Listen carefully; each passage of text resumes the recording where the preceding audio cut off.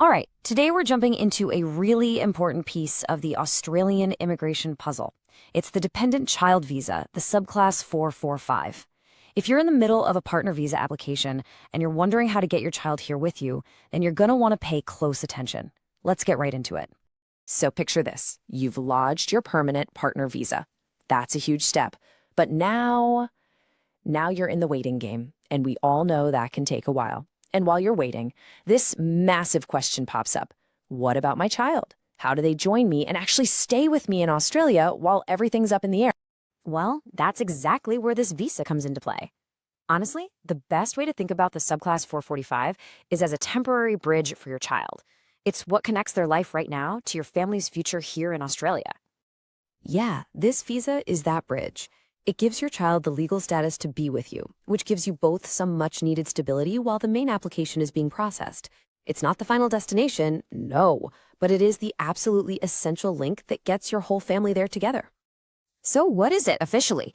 It's a temporary visa, and it's designed for one very specific reason, to make sure your child isn't just stuck in limbo. It lets them be here with you while the bigger picture of your family's permanent residency slowly comes into focus.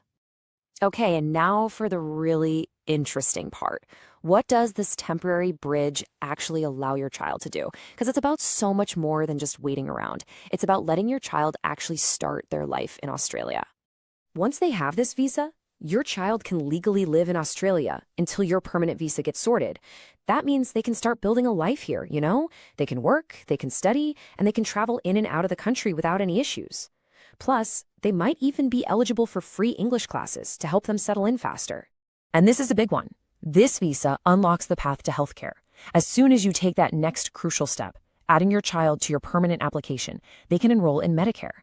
For any family, having access to the public health system, that is a massive, massive relief.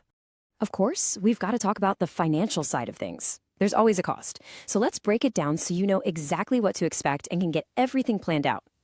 So the base application charge kicks off at AUD $3,235.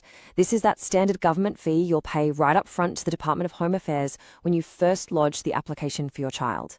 But, and this is important, that base fee isn't the whole story.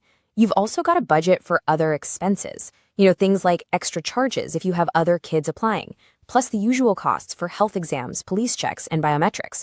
These things definitely add up, so it's so important to be prepared for that total cost.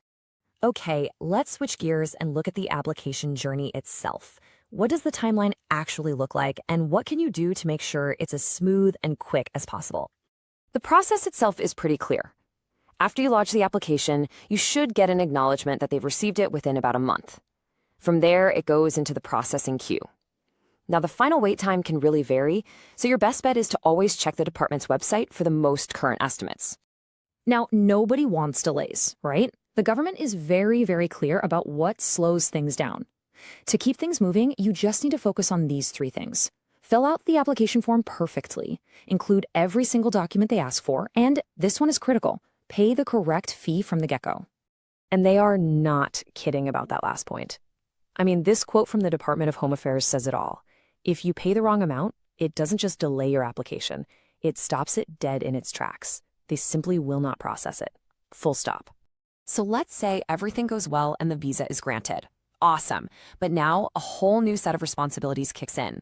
So what are your obligations while your child is on this visa? Okay, this is probably the most crucial thing to understand. The subclass 445 visa is strictly temporary.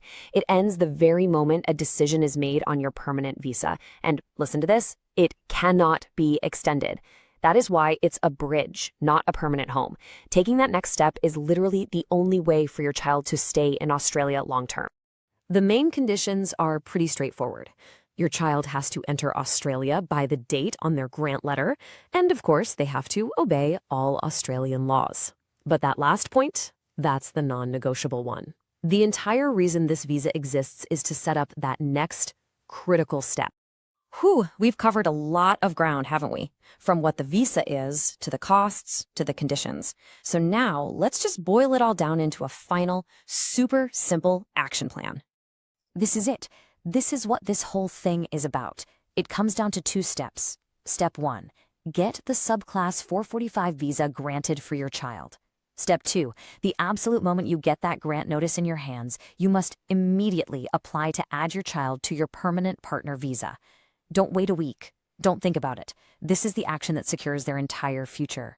So as we wrap this up, the final thought is this. The Subclass 445 visa is an incredibly powerful tool. It's that bridge to keeping your family together. But here's the thing about a bridge. It's only useful if you actually cross it. The key to all of this is taking that next step without any delay. So the real question is your child's journey on the right track?